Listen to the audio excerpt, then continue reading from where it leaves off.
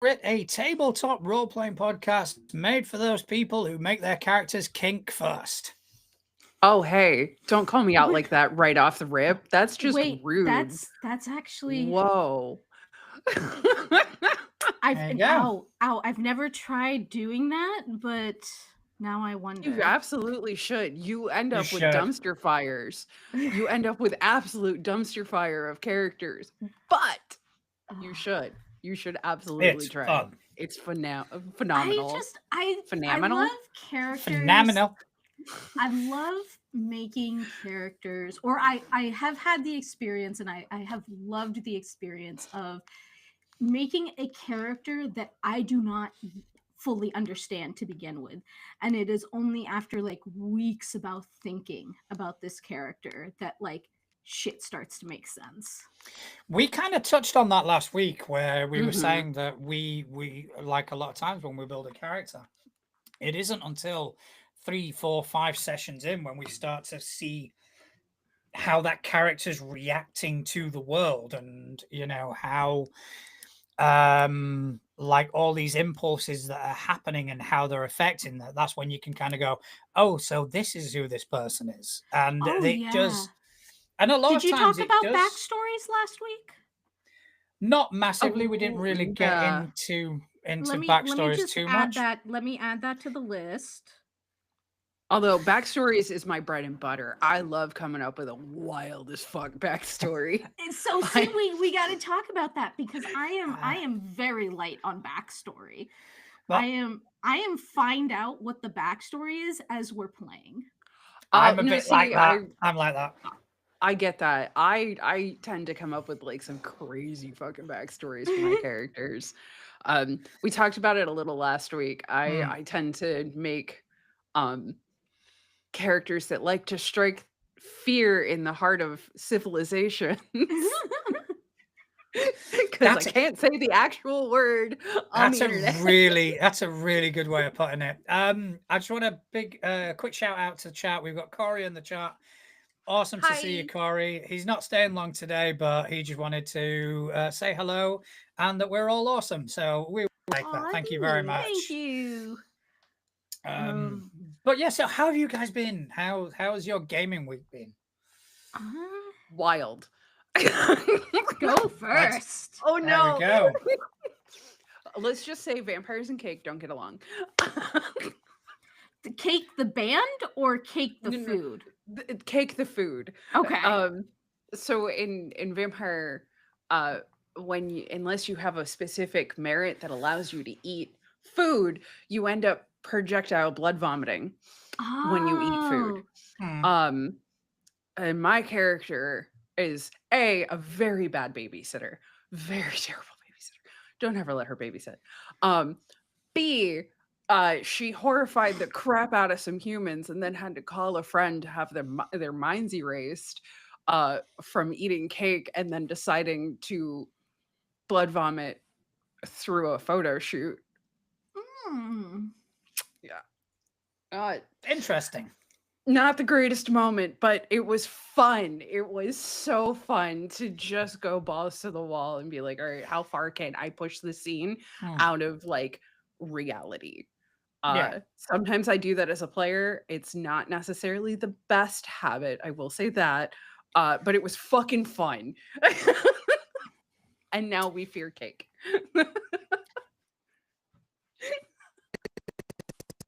It's something to be feared. Complex carbohydrates and all that. It's just Mm. I don't know. I don't know. It was a joke that fell flat, so we're I'm just like gonna kind of move. complex Move. carbohydrates. Bring them up. Yeah, let's move. Let's move. Let's move swiftly on. I don't see Zoop writing down complex carbohydrates, so it's just a time to Listen, move on I from. that was school. I wrote down so many complex carbohydrates in school, in organic chemistry class that I am not interested right Hmm. now. Um, but in terms of games, so I wasn't here last week. So last week I did get to play the second part of a two-parter of my first time playing the Cipher system. Oh, that's Um, exciting. so specifically, dry cleaning. Someone said dry cleaning there, so I just started reading that dry cleaning bill. No, I'd completely forgotten I had that power on this thing. I'm now going to take full advantage of it. Oh my god, it's going to make things so confusing. But it called tidal waves. So it's specifically a lot of like fish folks and an island sea world. And I got to play what was it, a Betalod, which is like kind of like a small axolotl with like psychic powers and a whole lot of intelligence, and it was a crab mystic and driven, and it was, I mean, it was cute. It ended up being super cute. The group came together for one adventure, and then three of them at the very end of it, two of us started jumping through time because one of us was a time traveler, and my character was like, oh my god, that's so cool, and like learning so much. And then it was Glyza playing the other character and was like, I'm about to blip through time, want to come? And so they began doing their own like little Doctor Who thing where, and the other three went on a like benevolent pirate adventure. And it'd be so cute to see either of those things play out further. And then and this week I ran a game of Nighthawks, which is coming out on Game Master Monday, I believe next Monday. And it's really cool. It's Halloween themed. Nighthawks is a very cool game. It's a game about loneliness. I don't know if you've ever seen the painting called Nighthawks. It's the one where it's like it up right now. Dark outside, and you see into a diner, and there's like three people sitting at the diner, very lonely looking. And it's yes, I do know this. So Nighthawks is a game about loneliness, and you're in whatever you're going to consider a diner, whether it's a diner or a sinking ship or like an exploding ship or like you know, whatever. But it's in a space, and things are run in nights, which nights can be consecutive nights or one night every year or 10,000 years. It doesn't matter. But you have a bunch of lonely people who try to reach out to each other in various ways. And then the game, you know, it's a GM-less game, but it can be played with a facilitator, and you can you can choose. There are two end conditions you can choose, or you can just end it when you feel like the story's been told. And it's really cool. I want to play this game so many more times in so many different ways. We played it pretty realistic, a little magical realism, but we played it pretty realistic. But I think it would be fun to play it in so many different ways. So that's definitely on my list of games to play. I played something similar a couple years ago on Goodberry Cafe. Which was, I think it was Diner at the End, where all your characters are essentially, this diner is a wayward point. So like before your soul passes, you end up just collectively meeting at this diner, and then you have your interactions, and it is a GM-less game, but they use cards to help you, like a deck of cards to help you tell the story, and like different cards have different meanings, and it was a lot of fun. And then the end is sort of your character just passing on to wherever they're supposed to go. Yes, yeah. Speaking of Goodberry Cafe, the person who started Goodberry Cafe, Jem, is ran into some trouble where a certain, you can research this, but a certain con, the con runners have basically conned a bunch of people out of a lot of money. And Holy shit. Jem Oh is yeah, one it's of those bad. people, and Jem is raising funds to For get a legal lawyer purposes. to Yeah. go try to get the money back from them that is owed to Jem, and then hopefully Mm. pave the way for other people to also do the Yeah. same. We're talking about writers, we're talking about cosplayers, we're talking about Con various staff. con staff. Yeah, So like many nobody people. got paid. It was really bad. It was really bad. And So was it like a major convention or? no, it was No, I it wouldn't was say the major. first year. It was the first year of this con, and these two people who did it, they insisted that they have all of this con experience. So they really sold it like, we have all of this con experience. We're going to make this great con, and got a lot of people excited about it. From my understanding that they didn't have volunteers. Everyone was supposed to get something, like some sort of money or Right, yeah. compensation Well, in I some think way. I think Or did they have volunteers. volunteers? No, so they were volunteers, but even in any con, like, volunteers are either given like free tickets, or they're but like a lot of these people were coming out of state, and then they get comped rooms, and Mhm. they were, a lot of them were supposed to be comped rooms at this very expensive hotel. And they got there, and the rooms weren't already booked, so a lot of them paid for the rooms out of their own pocket, and thinking that they were going to get reimbursed, and then they weren't reimbursed. Fuck that. Yeah. Yeah. So anyway, let's help Jem. Yes. So anyway, so Goodberry has gone from being a show on a different network to now being its own So- channel. And so you can check out Goodberry. You can check out Gem Imaginative. Gem Imaginative Yeah, it's Jem um, Imaginative. on socials. She's posting links to join if you want to play in a game to raise money, and then it'll also have the information of what games are being played. It's all next week. What games are being played that you can watch and donate money as incentives to various things to affect the game. I was originally gonna like post it run a game for it. Yeah. And then I checked my calendar and I was like, oh, I don't have time. I don't have Same. time to prep. I don't have time to make it, like, do any of that. Nor do I have time to like quell my anxiety of playing, like running a game on stream for other people. Have you ever run a game on stream for other people? Fuck no. Hell no. Really? Hell fucking no. I've done it I've- privately in my own Discord for my own friends and whatnot, but I've never ever done it on a stream before, and it terrifies me. I've not done it on a stream. I've done it pre-recorded. Yeah. I've recorded games.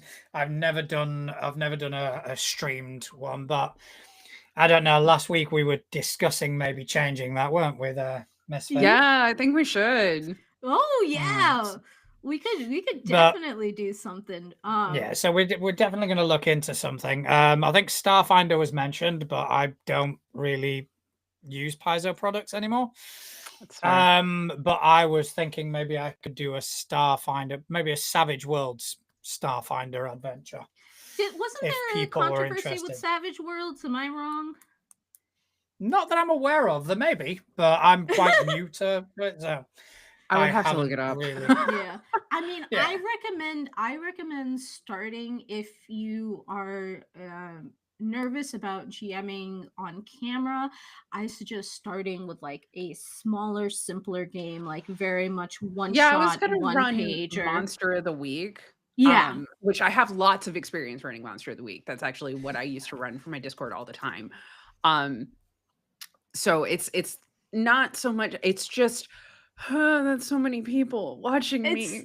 Well, so you ignore the fact that there are people watching, and you just like say, I mean, there are people watching you right now, right? So yeah, that's different. I'm just yapping. If I look like an a-hole, that's fine. I think it's just I think it's a lot of fun. I mean, I ignore that there are people like watching, and pre-recording is definitely easier because Grant can tell you like he cut out over like 10 minutes of our intro because the intro was like me being unable to say words and then passing that problem on to everybody else. I have that problem. That is my problem. If I get too stressed out, my brain's like, you don't know how to talk anymore. Congratulations. I'm so glad I've got you two on this podcast then. It's like it's brilliant. You know, just two people who struggle to speak is gonna be grand. It's gonna be fantastic. Hey, you signed up for this. You asked we me, man. get I through did. it. I approached you both, so you know, whatever happens, it's gonna be on me anyway. I mean, I think we've proven that we do a pretty good job. Pretty good. You do a job fantastic speaking. job. You do a fantastic job. And speaking of the fantastic job you do, and in particular, Zoop, you made notes of things that you would like to talk about. Yes. And I think we've got something that we would like to talk about. And Oh no. yeah, what do you want to tell us what that is? We're gonna talk about murder and murder most Murder. foul. So this is kind of a mix of two different questions, like two different things that I had. So first of all, D&D. We know it as many different games. We know it as, or like Dungeons and Dragons. We know it as D&D. We know it as that one game. We know it The dragon as game. the dragon game. We know it as those Hasbro folks. And we also know it, many of us, as the murder game. It is one of the TTRPGs that heavily features murder as a mechanic. And I've, since first playing D&D, I've learned that there's so many games out there that do not feature murder as a mechanic, but D&D absolutely does. And so how do we feel about the fact that D&D is the murder game, and games that are murder centric, talking a little bit about that. And then also when we've played in games that are murder centric or have murder as one of the features of it, how do your characters respond to it?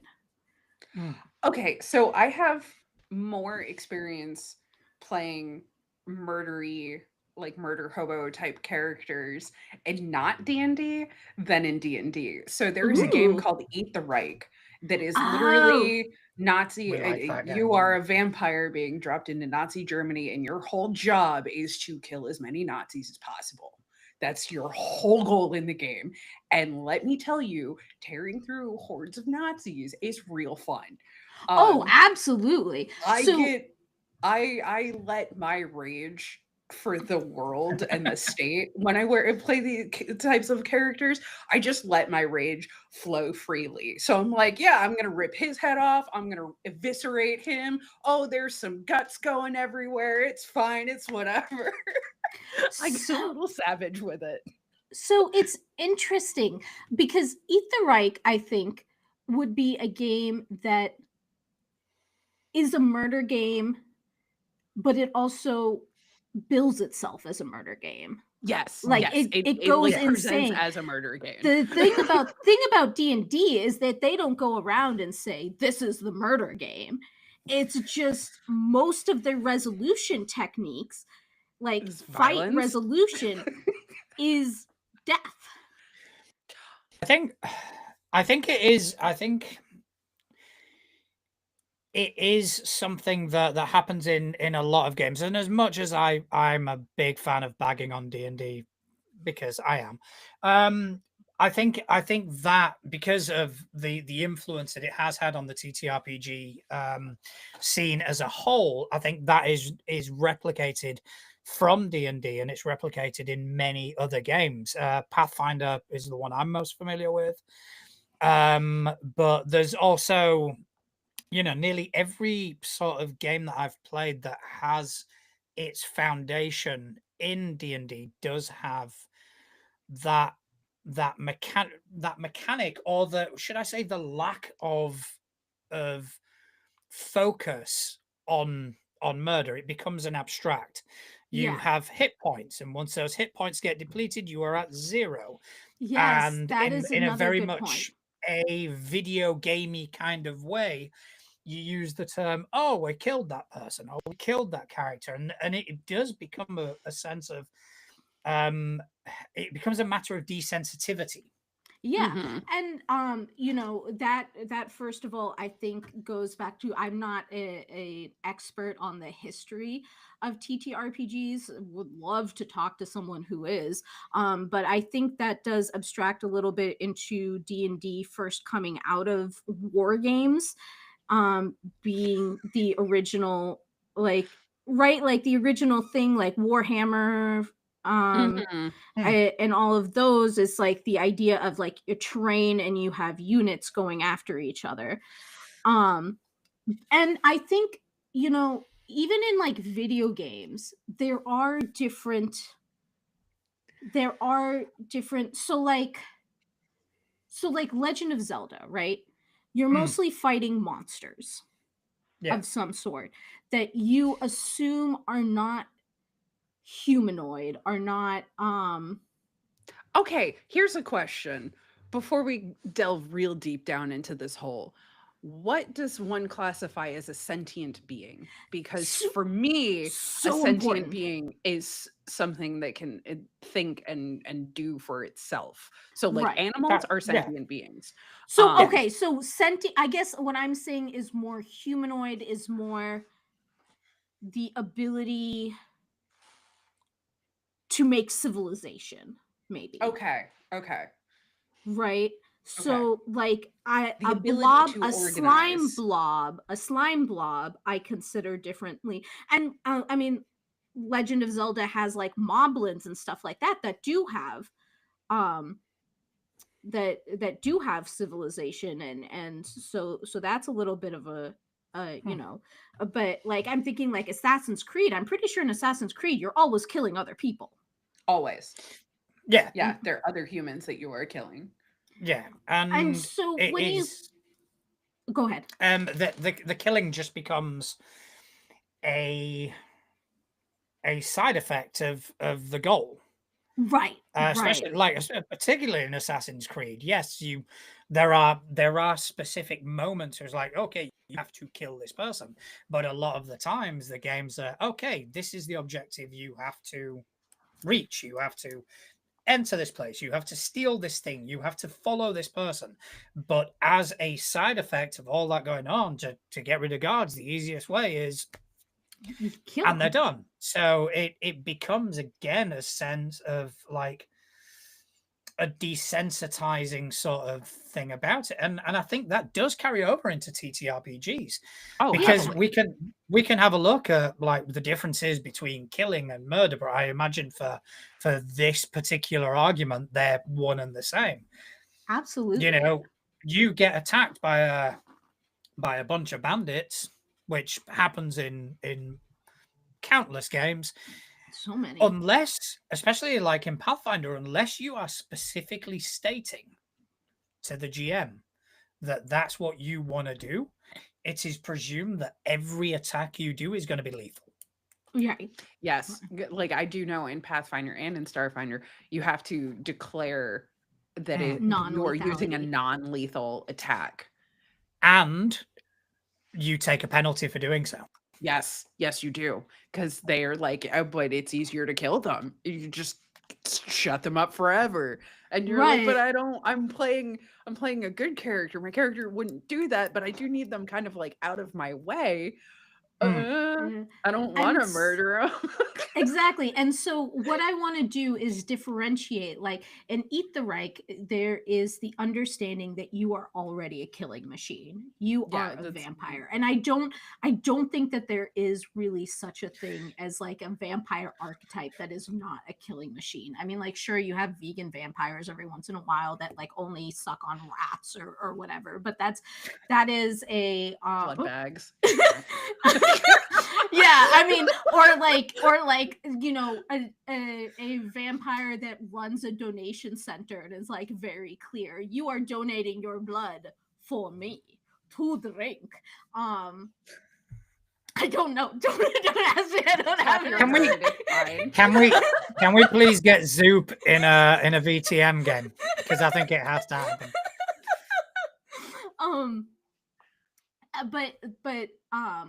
I think have you ever played in a game where you've played a character that where murder is an option as a resolution technique, but you are playing a character that is not already inured? I don't know if that's the right word, to murder. Like isn't already desensitized to murder. I actually love bringing that concept into my VTM characters, where they're like VTM is all about being a monster. Like literally, you're a fucking monster. You're supposed to be a monster. You're supposed to do monstrous things. I in fact love to play to my humanity in VTM and actively try to find solutions where I don't have to use any of my vampiric powers. I don't have to just straight murder somebody. And let me tell you, it's fucking hard. Right. It's so hard because there are so many situations where I could be like, or I could just drink them dry and not have to worry about it. I mean, like that's I- not great. I think I've played those sort of characters, or I've experienced, because I GM most of the time. I've experienced more those sort of characters in games which have killing as a tangible mechanic. So, for example, Delta Green, if you murder somebody, you have to Deal you have with to that. roll a SAN roll, Yep. and it Mm. affects your sanity. So I've had more players in those games just kind of going, my character is not comfortable with this. Whereas if we kind of go to your Pathfinders and your D&Ds, wet behind the ear, level 1 character, you all of a sudden get in the fight with bandits, and yeah, you're stabbing them in the face. And it does become a sense of ludonarrative dissonance, where the mechanics of the game don't reflect the narrative. Okay, what is Because ludo narrative? Ludonarrative dissonance is something that was coined a few years ago, and it does, and it is basically a description of when a game's mechanics contradict the narrative. The prime example that everybody uses is GTA 4, where you're playing this criminal who is a reluctant criminal who is, oh yes, I want to go straight and I don't want to do this, but then once it gets in the hands of the players, you're mowing down prostitutes. Oh, interesting. And we do see ludonarrative dissonance a lot in TTRPGs. And for example, you get a level 1 character who's just come out of rogue school or whatever he's come out of, never before been in combat, never before seen anything, depending on the backstory. And yeah, first combat, kills somebody, and then they loot their body and move on. Right. So I ran a D&D game for a bunch of newbies or fairly newbies. And when they finally killed their first, because I think they fought like cockatrices and like a hawk and some other like more creature based things. And when they finally got hit by bandits, they did end up killing 2 of the bandits and then chasing the rest of them off. And I was like, which of your characters have killed before? And they're like, That's a Oh, hard question to and I'm ask. like, how do your characters feel about the fact that one of you has just murdered somebody? So Do what we're you talking about here is capital R role playing, where you have to really step into the shoe of your character. Hmm. Yes. What experiences has your character lived to bring them to that moment? Why is murder or killing their first thought? Hmm. Right. Do you think it's got anything to do with the tropes that a lot of these games lean on? For Probably, example, I we would we say. all, the traditional fantasy game very heavily lean on Tolkien, who heavily leans on medieval sort of literature as well.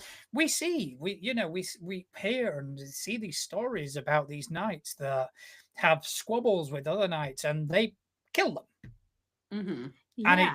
it's okay, we had a disagreement, we had a duel, and he died. Do And you then think murder even if was that much more like in medieval times? Do you think murder was that much more like people were that much more laissez-faire? I guess people just would die randomly. I mean, you're unfortunately, talking. because I'm not very good Yeah. at history, I wouldn't have a clue. Neither But Okay. I do know in popular culture it is prevalent. It is there. am I. It You're not entirely far off. One of the best examples of what y'all are talking about is the Wild West, um, Yeah. where there were very little rules, and even less people to enforce those rules. So, like, if you had a disagreement, it was very commonplace to just pull out your revolver and shoot the dude because they tried to cheat on cards or whatever, and they just walk off like ain't shit, and you go get lost in the desert, and like, good luck finding you. Yeah, So I I because do. I was thinking of like westerns as well. You do see that element of it. Even sci-fi. Even you look at Star Oh, Wars. We're introduced to one of the primordial characters of that entire franchise, and in his first scene, he kills somebody. Yep. yeah. And it's not really dwelled upon. It's like, okay, who shot Right. first is a big who shot first is more of a discussion of should he have shot him? But Yeah. that's Han. That's his character. That's who he is. He's a scoundrel. He's a smuggler. He's a bad dude. And like, when you say, okay, he's not really a bad dude, but like, he's a morally gray character. So when you're introduced to him and you're introduced to the fact that he's sitting in a seedy bar talking to another bounty hunter, I like, yeah, okay, it is totally believable that he shot first. Absolutely. Absolutely. But they set it up really well. So you didn't need any of the context of like Mm, his backstory to see that this is just commonplace for This him. is This is just commonplace. their normal behavior. Where as you see Luke's reaction to it, he's like, oh God, why did you do that? And like, even though they can't, Luke comes from the same planet. He wasn't raised in that Right. sort of mm. environment. He wasn't molded by it. So I guess I'm like here to ask anybody who is listening to us who plays in a game where murder is a possibility, definitely interrogate that about your character before you start.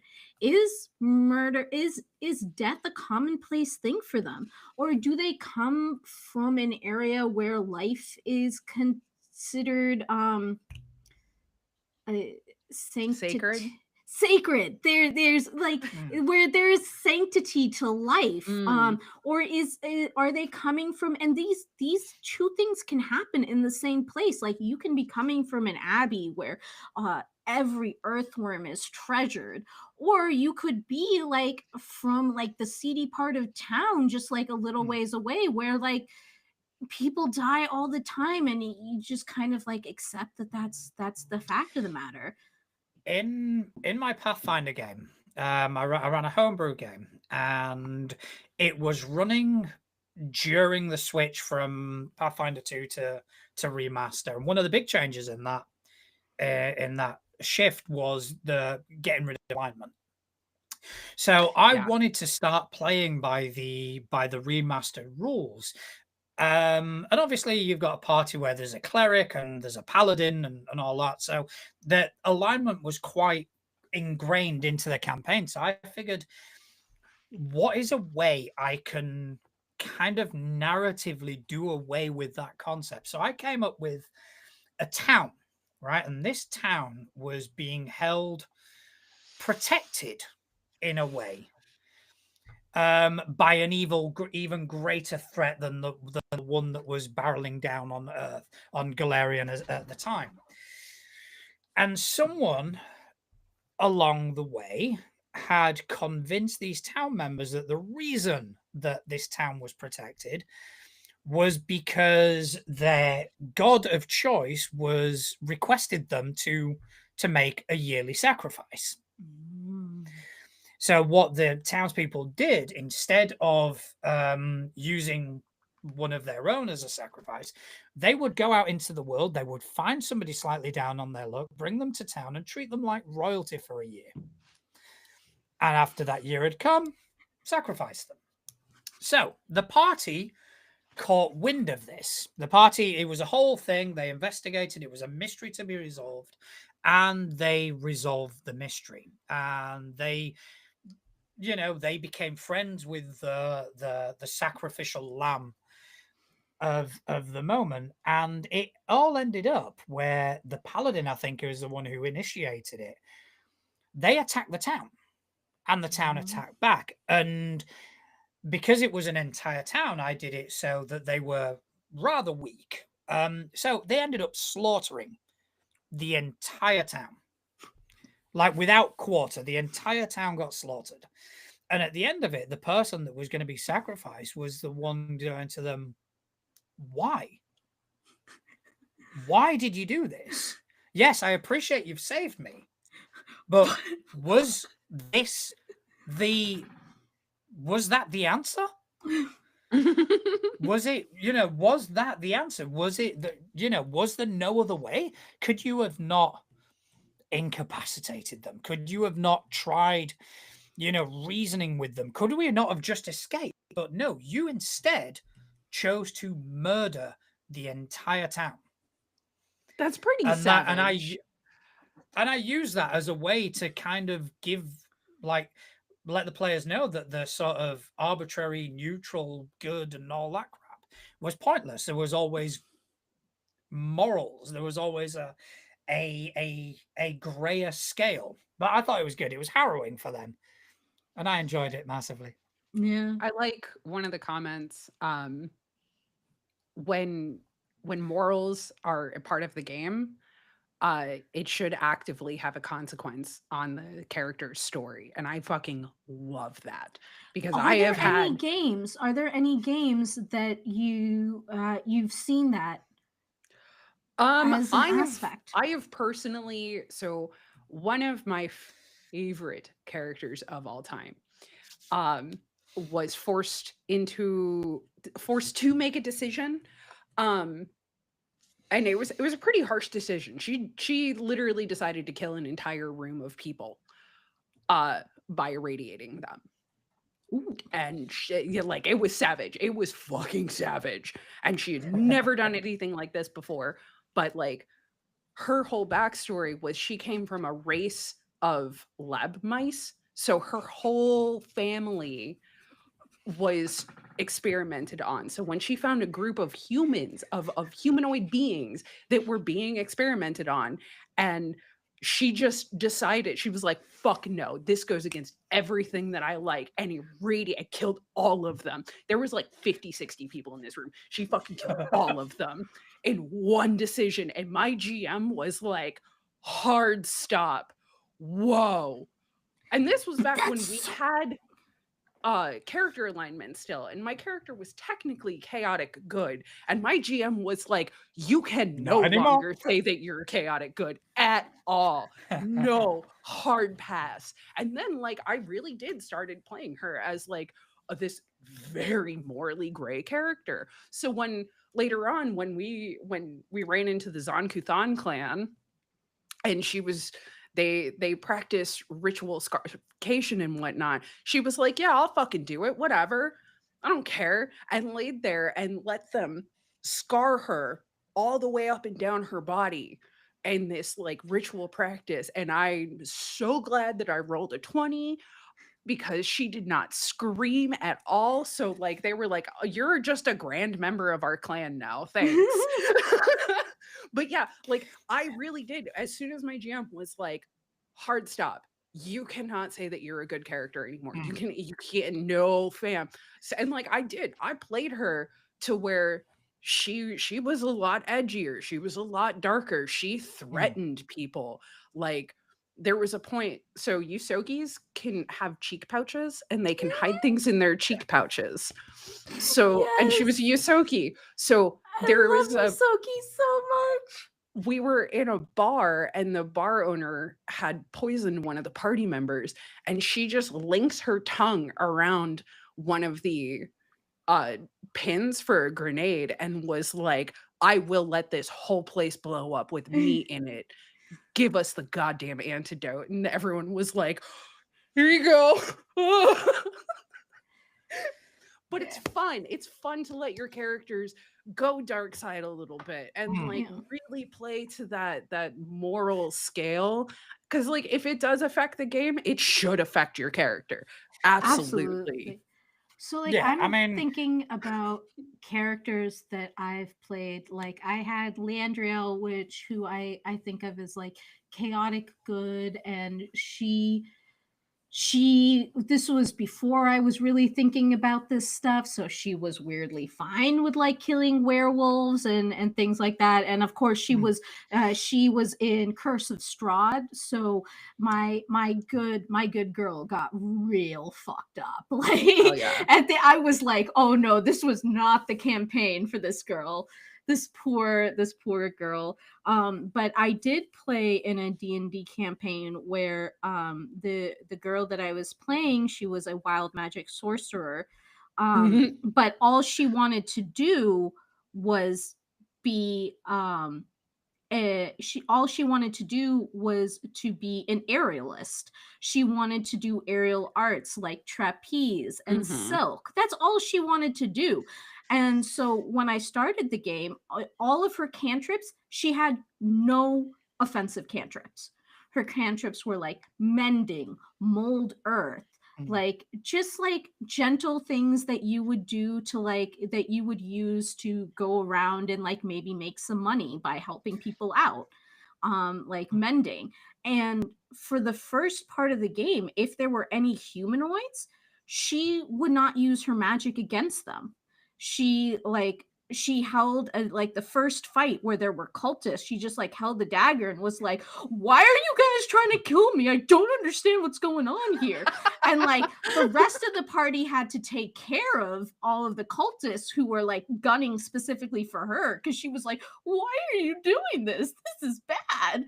And like and the first time, and as she did kill, like there was some like evil goo monster, she did kill that. She did kill like a carnivorous plant, things like that. But actual humanoids, even if they were evil, she did not attack until finally there was a minotaur.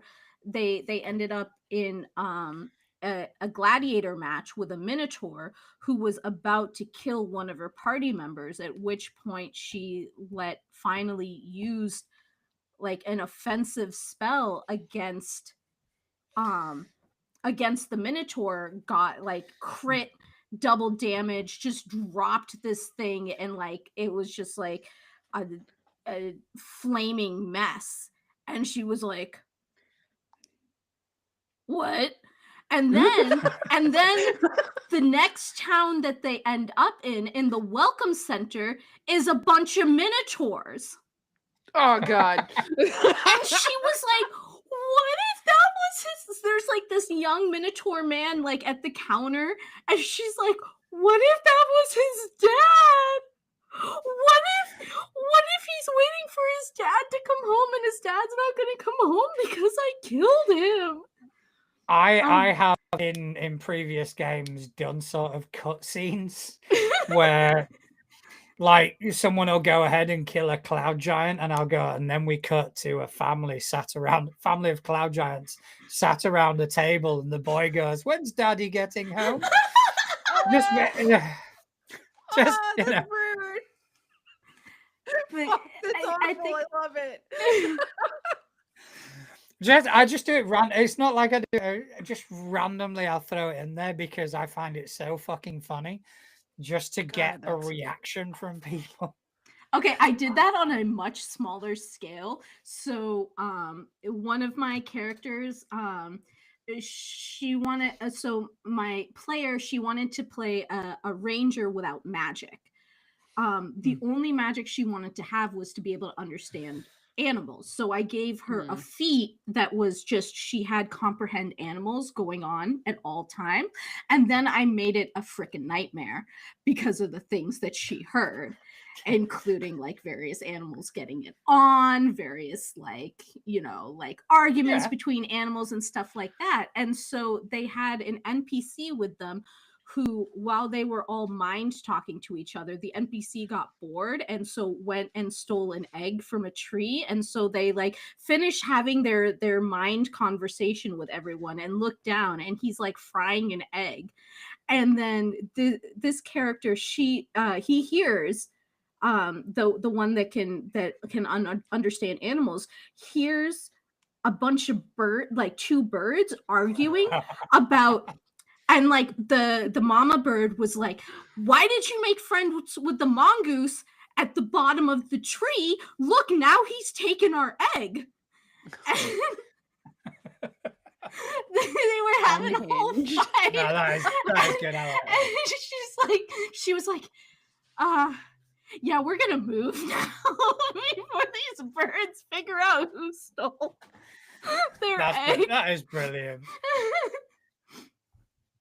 I But also yeah, I mean, appreciate the comment, sorry, of struggling to play evil aligned characters. Like, this is why I don't truly play evil aligned characters, because either A, I'm scared of myself and I would like it a little too much because like I got a whole lot of rage. Or B, I would struggle with it because like I'm a really kind person. And I don't like hurting anything ever. It makes me feel really fucking bad. So like I would like it's one of two. Either I'm gonna like it too much or I'm gonna struggle with it in like the worst way possible. So for the last 10 to 15 minutes, I thought we could take a look at some of the things that people have sent in to us, and just kind of discuss them for a moment. Are you guys happy to do that? Yeah. Sure. All right. So the first one, and I didn't load it up onto Trello because I didn't. So I do want to from... just take one moment to mention Go for it. my very cute character, Happy Single, who you can see if you go to the Starfield and look at their Midnight Codex game. But she had the line of, I just saw my first dead body and my second one and my third one. I'm not okay right now. No, that's brilliant. I mean, it's always good to kind of have. I mean, it should impact your character. Yeah, the only thing is there are should. games that are not designed with that in mind, and it affects how people play. And I think a lot of that could be a topic for another day. But yeah, consequences, mechanics, mechanics, and how that sort of meta knowledge can affect a table and how they play. All right, I'm writing it down. I was having this conversation like with my partner the other day about how we tend to approach things with a lot of this like background meta knowledge, like about monsters specifically, and like, oh, it's a Tarrasque, we all know how to deal with that, or oh, it's a Beholder, we all know how to deal with that, and like, but with your character, Mm, Yeah, 100%. yeah, and that's just because it. you You do, know. would your character know? Has your character even seen that? Well, maybe we can talk about that another week. I have written it down. Mechanics and meta knowledge, how they can affect gameplay. Ooh, look at you go. Fantastic. There you go. I'm so Zoop glad is we have more a note diligent taker. than I ever have been. I know. So I popped into the social medias. I ventured into that murky fucking world, and I Is murky. basically said that if anyone like has anything that they'd like us to kind of talk about or wanted to ask us a question, to put something forward. And Rain Grim over on Blue Sky, they mentioned that they were preparing a Pokemon homebrew world. Oh, that's fun. So I asked for more information, and they said that it's 2 a.m. here, so heading off to bed.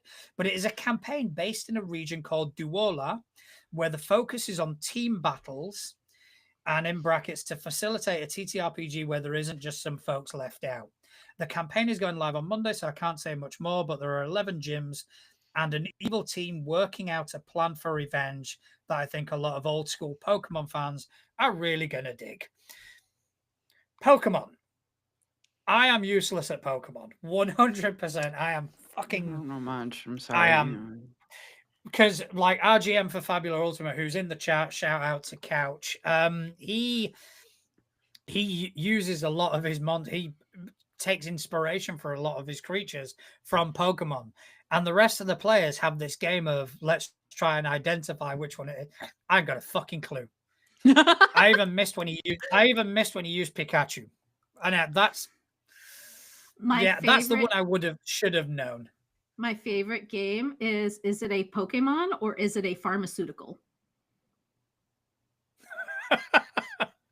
Okay. That's a lot to unpack. It is. Because drug names and Pokemon names are so close to each other. It's a lot of fun. I need to Google this. I need to Google Yeah. this right now. Can you give us an example? Please. Like, let me see. Pokemon versus pharmaceuticals. Okay. I'm gonna be shit at this game. Yeah, Okay. same. Sentret. Is Sentret a drug or a Pokemon? Pokemon. Yes, I believe it is. Fucking yes. Smashing that. Okay. There's an actual quiz on Sporkle. Yes, that's the one. But Sporkle is mad at me because I have So you read off of some of the Sporkle ones. Let me load it up quickly. Come on, I said load it up quickly. Okay, so Voltaren. Voltaren is a Pokemon. I'm not playing the. Oh no, ad free. No. Yes, that's what it did to me too. Anymore. Yeah. Okay. Yeah, Vibrava. That sounds like a that vibrator. has to be a Pokemon. That is a medication. Here's one. Luxiq.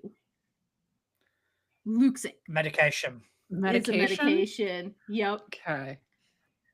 I feel I've heard that one before. Crestor. Pokemon. If it's a medication, I'd be concerned. It is a medication.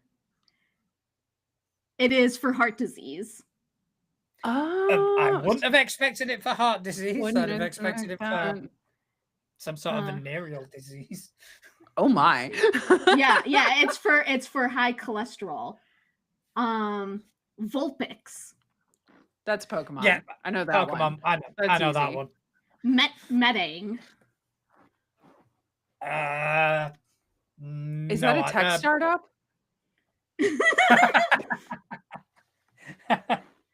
Yeah, I'm going to say Sounds medicine. like a I'm gonna tech say startup. pharmaceutical. And now I'm gonna say Vaporeon, Aeon, Umbreon, and Fusion. Pokemon. Which one? Pokemon. All of them? We'll say them again. Vaporeon, Aeon, Umbreon, and Fusion. Vaporeon. The first one and the third one are Pokemon. The first then one the- and the- the third one are So Pokemon. Yes. Vaporeon and Umbreon. The other two are pharmaceuticals because I played Yes. Pokemon Go for a very short time. But if I told you Fusion was another Eevee evolution, you would believe me. 100%. 100%. There is no doubt. Yeah, in for my mind. sure. So, I mean, have you guys ever kind of used or ever played in anything which approximates to sort of Pokemon? Because I know there are similar things, and there's like an unofficial Pokemon TTRPG out there. I have not. No, me either. I don't. It's never. Pokemon was never something that grabbed me, to be fair. I don't know. Would I it just be think they're more cute. fun? Would it be more fun playing a trainer or playing an actual Pokemon? I would have way more fun playing an actual Pokemon. I know Same. this 100%. Let's go. Yeah, Let me I- do some stupid shit. Yeah, I think probably playing a Pokemon, but in a Okay, I think now something- wild something akin- Pokemon or trained Pokemon? now train Wild. Pokemon because I'd be akin to playing it in something like the Triangle Agency. Oh, where okay, yeah, where I you can are see a that. Pokemon who belongs to a trainer, and you go about your day doing shit inside the Pokeball, and then all of a sudden, every now and again, it's for fuck's sake, I've got to go to work.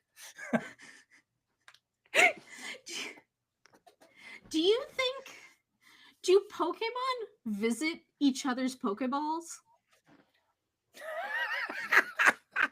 Do they have like an Sorry, I'm- intercommunication system where they can just like beep And their, like, their how do you neighbor? determine which ones? Yeah, like, I mean, because That- like we've all heard about like being pulled into a genie's lamp, right? And it being like Yeah. a comfortable apartment inside.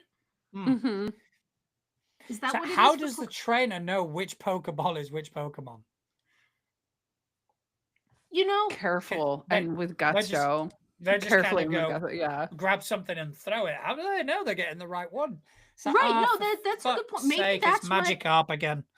Maybe that's why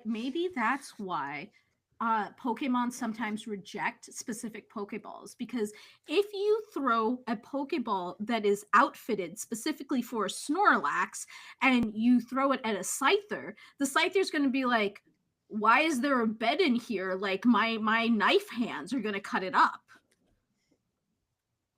I feel like you are far more versed in the world of Pokemon than even Yeah, me you. on I this am to have, lost. I'm so to have that sorry. conversation. I'm like, I don't know how to answer these questions. I don't even know half of the. Is she talking about medication again? Yes, Snorlax is actually a sleeping medication. They should Alright, Jill, but- name. But I will say that Rain Grimm's world does sound fantastic, and you know, if you're watching, keep us updated. Keep us updated on how it goes. And lastly, I want to post a question that our friend Corey asked, who was in the chat earlier. I think he must have gone, but this is a really good question, and I want to get your take on it. Says, through role-playing games, have you ever learned something new about yourself? Ooh. So, Misfit, were you going to be on my panel if it was that the panel that you were going to be on? If I had Yeah. gotten it. So I submitted a panel to PAX U called something like how playing TTRPGs has made me a better person. And I will say playing TTRPGs has absolutely made me a better person. It has taught me about conflict resolution. It has taught me about working better with other people. It has taught me how to share the spotlight and not get up in arms when I'm not the main character. It has taught me creative problem solving skills as a GM. It has really, being a GM, it really has broadened my ability to think of how to deal with situations, how to make things happen creatively. So playing TTRPGs has made me such a better person socially, creatively,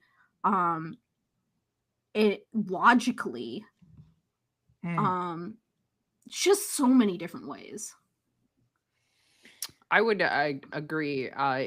The big things that TTRPGs has taught me is confidence, but also that it is okay to actually take up space.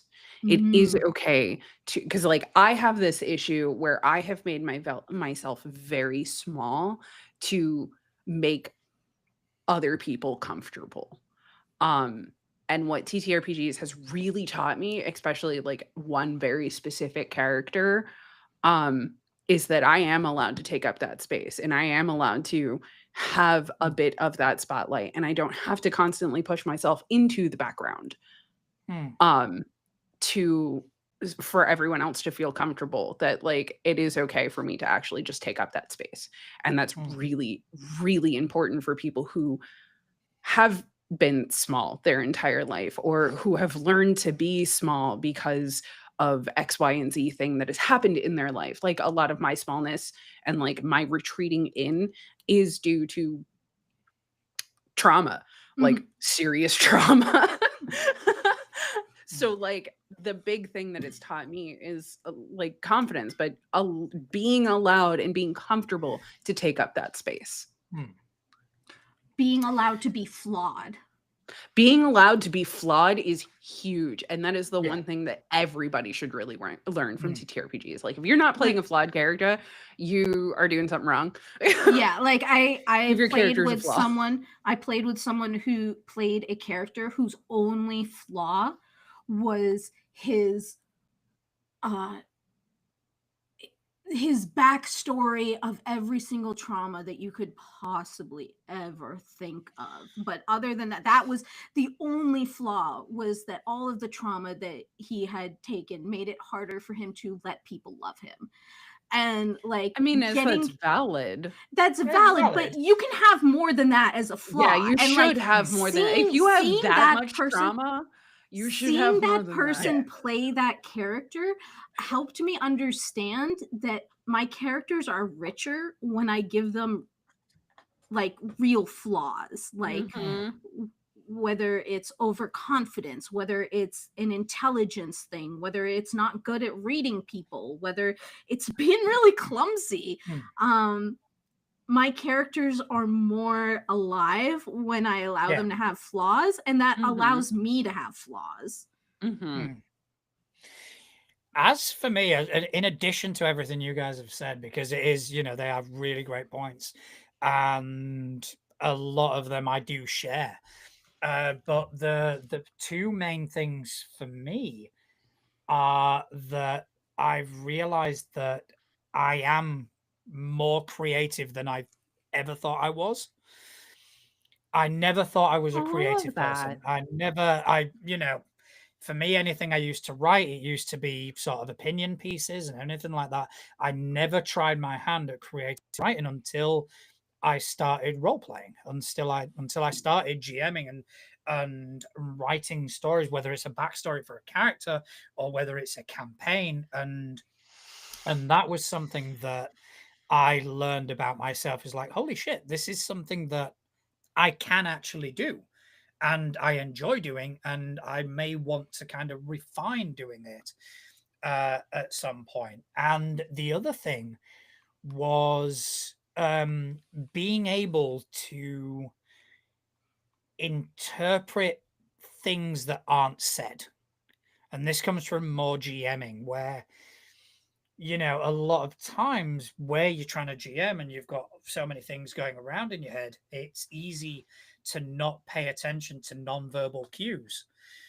where if someone is hogging the limelight and how it makes other people feel, I think I've learned how to manage time in that respect, and I've that has kind of transferred over to my professional life where I am in charge of quite a large group of people. And I don't think I would have been able to notice certain cues without without all the experience I've had GMing. So like I noticing when someone's uncomfortable, for example. No, maybe not necessarily, but yeah, noticing when people are uncomfortable, but also when someone just, because some people can quite easily take a step back and let others take the limelight, and it doesn't necessarily make them uncomfortable. But a lot of times it's a case of, right, okay, we're going to focus on this person now. We're going to focus on them. Mm. As long as they're comfortable to do that, a lot of Mhm. times it is appreciated because they'll say, oh, I didn't want to be a nuisance. It's like, well, you're not. You wanted to You give know. people like Misfit the chance to find out that they can take up space. I appreciate Yeah, it. and I just on a personal note, I've been playing in a campaign with Misfit for about 6 months now, and I Mhm. didn't know the Misfit before. I just think she's a wonderful addition to this You're campaign, gonna make me cry on stream. Rude. and so whatever the TTRPGs did to help create the person who sits at a table with me, I'm very thankful for that. Yeah. All I'm gonna right. cry Well, I now. think before you start crying, I think it is about time we brought this whole shindig to a close. It has been absolutely fantastic. So if you guys want to go ahead and plug the many things that you're working on, because I do this and that's it. So you guys are very busy, so now's the time to kind of go ahead and talk about those things. Do we Uh, want to do rollies to see who goes first? All I have is okay. D10s near me. I have a rock. Oh Roll wait, the let rock, me see what grab you a get. 20. Okay. One is the side with the white mark, and 20 is the side without it. Oh, All I right, rolled a that's 18. a 1. Yes, you win. All right. Okay. Shout out to my new All right. dice. They're so fucking pretty. Look at these things. Nice. Oh, very pretty. They're so pretty. Right. Hi, I'm Misfit or Misfit_Playland. I am literally freaking everywhere on the internet. Although I tend to use short form platforms like Threads and Blue Sky most. That's where you can find me. Other than that, I will be on Roll D5 this week on the 16th. Playing Call of Cthulhu. Come join for that. My character's fucking cool. I'm super excited to play her. And please follow my socials. I do have my vampire project is finally coming out this month. Our first episode drops on the 20th. So follow for that. I love this character so much. I am so ready for everyone to meet Aster. Outside of that, yeah, I got other things going on. I just can't remember what they are at the moment. All right. My name is Zoop, or like on the internet, I'm known as Zoop. My mom calls me Supriya. You can find me as Zoop Machine. Specifically, I have a card that I haven't updated, but I really should. But that's just zoopmachine.card.co. I am a co-GM on Game Master Monday. Grant is giving me a lot of freedom. So I think next week, I think our version of, I'm going to be facilitating a game of Nighthawks on the Game Master Monday podcast. I also on the podcast in November we have a mini series coming out called American Demigods. And then in the winter I know that I will be running Yuletide Combat, and also playing in a one shot on the 5th Monday of December. Beyond that, I am starting in a campaign, a short campaign, high level D&D with D&D with D. And I'm playing a level 16 character that is 8 levels of cleric, 8 levels of rogue, but intelligence based. So it is a mess of a character, but really, it's a really cool concept. I'm curious to And see how that works mechanically. I'm so excited. me Yeah, too. it's Arcana. It's Arcana domain and Inquisitive or Mastermind. I haven't decided yet. Interesting. Nice. And I think beyond that, you can find me sometimes. I think that there's gonna be some games on Goodberry Cafe that I will be in, including Taz is running Perils and Princesses on Thursday. I love Um, Taz. Yes. Taz is my girl. And I listen, I just love playing games. So if you want to play a game, let me know. Mood though. Same. Hit me up. Yeah. Right. As for me, you can find me on most socials at Natural Juan. If not, you can find me behind the Too Legit to Crit presences on those socials. I'm not active as I used to be, but who knows? I pop in now and again. It's okay. We're active for you. I got the both of you. Fantastic.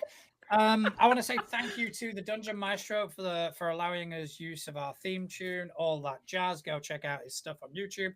It is absolutely phenomenal. I want to thank the both of you for hanging out with me this evening. It is great to see you guys as always. I also want to thank everyone in the chat because, without you guys, it'd just be us three talking alone. We had really good chatters today. We had, it was fantastic. Oh, and next week we'll be starting half an hour early, so be there. Yes. Good. Yeah, we will. And we will try to remember that. It's in my calendar now. And lastly, I just want to thank everyone who's taken time out of their busy day to listen to us waffle on about tabletop role-playing games. Thank you very much. Good night. Bye. Bye.